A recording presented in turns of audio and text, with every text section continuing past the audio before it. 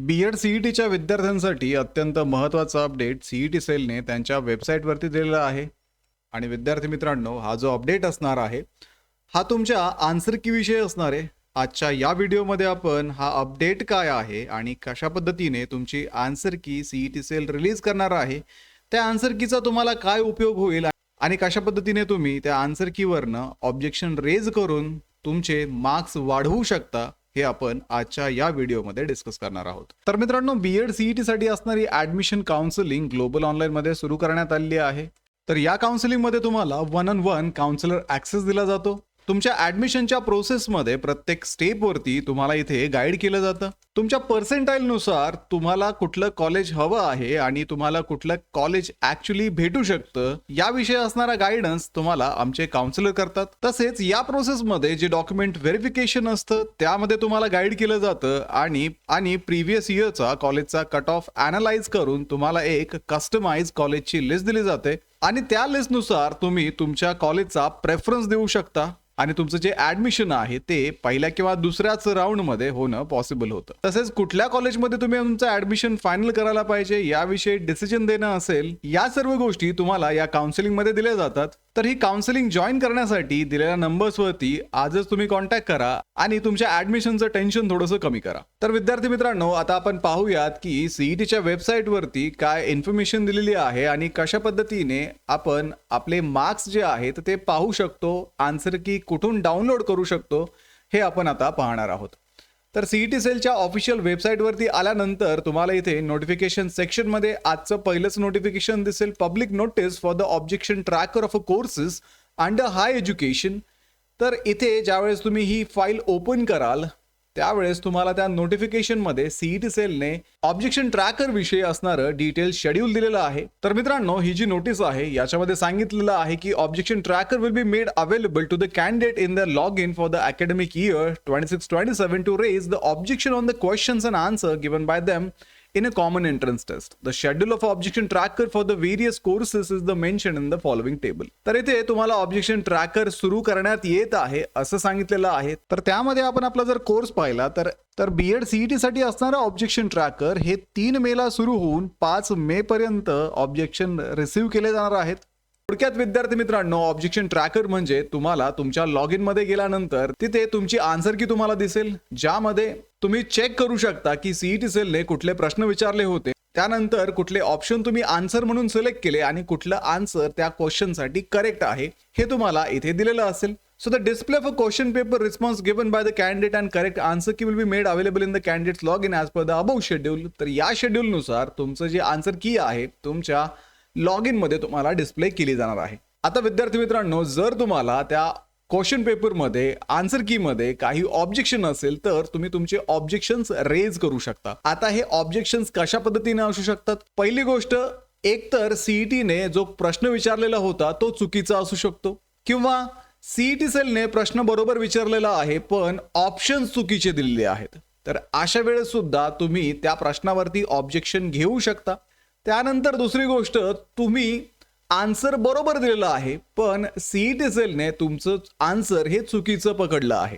थोडक्यात सीईटी सेलची आन्सर की चुकलेली आहे. तर अशा वेळेस त्या क्वेश्चनसाठी तुम्ही तुमचं ऑब्जेक्शन रेज करू शकता आणि हे ऑब्जेक्शन रेज केल्यानंतर हे ऑब्जेक्शन सीईटी सेल ऍक्सेप्ट करेल, रिझॉल्व्ह करेल आणि तुम्हाला तुमचा जो मार्क आहे तो सीईटी सेल देईल. आता विद्यार्थी मित्रांनो, the same shall be submitted through a candidate login only as per the above schedule. Candidate will have to pay 1,000 rupees per question per objection online through a candidate's login only.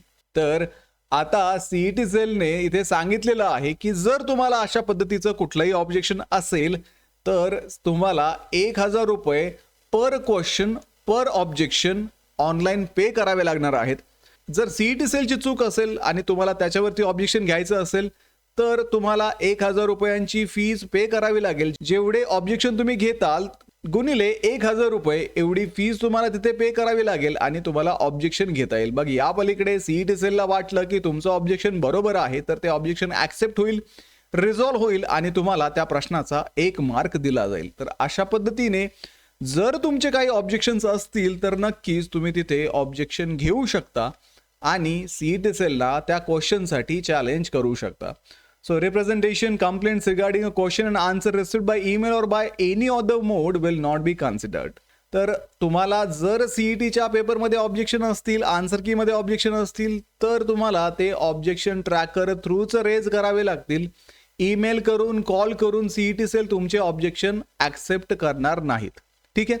तर अशा पद्धतीने LLB 3 इयर्ससाठी 1 तारखेपासून 1 मे पासून हे objection tracker open होईल. त्यासाठी तुम्हाला काय करायचंय, तुमच्या लॉग इन मध्ये जायचंय. CET examination portal for AY 2026-27. इथे गेल्यानंतर तुम्हाला तुमच्या प्रोफाईलला लॉग इन करावं लागेल. हे लॉग इन करण्यासाठी तुमचा रजिस्टर्ड ईमेल आयडी आणि पासवर्ड तुम्हाला इथे एंटर करायचा आहे. Registered email ID password enter केल्यानंतर तुम्हाला इथे ऑब्जेक्शन ट्रॅकरचं ऑप्शन दिसेल, ट्रॅक हिअर, आणि इथे मग तुम्हाला तुमचं ऑब्जेक्शन ट्रॅकर 1 तारखेपासून व्हिजिबल होईल. आता ते ऑब्जेक्शन ट्रॅकर ज्यावेळेस तुम्ही ओपन कराल त्यावेळेस तुम्हाला तुमचा पेपर दिसणार आहे. त्यानंतर तिथे तुमचे किती उत्तर बरोबर आले याचा एक अंदाज तुम्ही घेऊ शकता. आणि जर तुमचं एखादं उत्तर चुकीचं दिलं असेल तर तुम्ही तुमचं ऑब्जेक्शन सुद्धा तिथूनच घेऊ शकता. अशा पद्धतीने तुम्ही तुमचे मार्क्स इथे कंपाईल करू शकता आणि तुमचे जर काही ऑब्जेक्शन्स असतील तर ते सुद्धा रेज करू शकता. आता राहिला प्रश्न, आता ऑब्जेक्शन ट्रॅकर ओपन झालंय तर आपला रिझल्ट साधारणतः कधी येईल. तर विद्यार्थी मित्रांनो, हे फक्त मार्क्स तुम्हाला कळणार आहेत, रॉ स्कोर तुम्हाला इथे कळणार आहे. तुमचा जो ऍक्च्युअल रिझल्ट आहे, पर्सेंटाईल जे आहे ते साधारणतः 15 ते 20 दिवसानंतर सीईटी सेल डिस्प्ले करेल. आणि त्यानंतरच अजून 15 दिवसांनी म्हणजेच 1 महिन्यानंतर जूनच्या सुरुवातीला तुमचे कॅप राऊंड सुरू होण्याची दाट शक्यता आहे. ठीक आहे. अशा पद्धतीने आपण आजच्या या व्हिडिओमध्ये ऑब्जेक्शन ट्रॅकर विषयी डिस्कस केलं, तसेच तुमचा रिझल्ट की कधी येईल ते डिस्कस केलं आणि तुमचे मार्क्स कसे पाहायचे हे सुद्धा आपण डिस्कस केलेलं आहे. तर विद्यार्थी मित्रांनो, यापुढे तुमचा रिझल्ट असेल, त्यानंतर तुमचं कॅप राऊंडचं ऍप्लिकेशन असेल, तर या सर्व प्रोसेसमध्ये तुम्हाला गाईड करण्यासाठी ग्लोबल ऑनलाईनची काउन्सिलिंग सुरू झालेली आहे. या काउन्सिलिंगमध्ये 1-on-1 तुम्हाला काउन्सिलर ऍक्सेस दिला जातो. तुमच्या ऍडमिशनच्या प्रोसेसमध्ये प्रत्येक स्टेपवरती तुम्हाला इथे गाईड केलं जातं. तुमच्या पर्सेंटाईलनुसार तुम्हाला कुठलं कॉलेज हवं आहे आणि तुम्हाला कुठलं कॉलेज ऍक्च्युली भेटू शकतं याविषयी असणारा गायडन्स तुम्हाला आमचे काउन्सिलर करतात. तसेच या प्रोसेसमध्ये जे डॉक्युमेंट व्हेरिफिकेशन असतं त्यामध्ये तुम्हाला गाईड केलं जातं आणि प्रिव्हियस इयरचा कॉलेजचा कट ऑफ अनालाइज करून तुम्हाला एक कस्टमाइज कॉलेजची लिस्ट दिली जाते आणि त्या लिस्टनुसार तुम्ही तुमच्या कॉलेजचा प्रेफरन्स देऊ शकता आणि तुमचं जे ऍडमिशन आहे ते पहिल्या किंवा दुसऱ्याच राऊंड मध्ये होणं पॉसिबल होतं. तसेच कुठल्या कॉलेजमध्ये तुम्ही तुमचं ऍडमिशन फायनल करायला पाहिजे याविषयी डिसिजन देणं असेल, या सर्व गोष्टी तुम्हाला या काउन्सिलिंग मध्ये दिल्या जातात. तर ही काउन्सिलिंग जॉईन करण्यासाठी दिलेल्या नंबर्सवरती आजच तुम्ही कॉन्टॅक्ट करा आणि तुमच्या ऍडमिशनचं टेन्शन थोडंसं कमी करा. तर व्हिडिओला लाईक करा, तुमच्या मित्रांना हा व्हिडिओ शेअर करा. ग्लोबल ऑनलाईनला आत्ताच सबस्क्राईब करून ठेवा, कारण यापुढचे व्हिडिओ ऍडमिशन रिलेटेड आणि कॉलेजेस रिलेटेड असणार आहे. भेटूया पुढच्या व्हिडिओमध्ये. तोपर्यंत ऍडमिशनची तयारी सुरू करा. थँक्यू.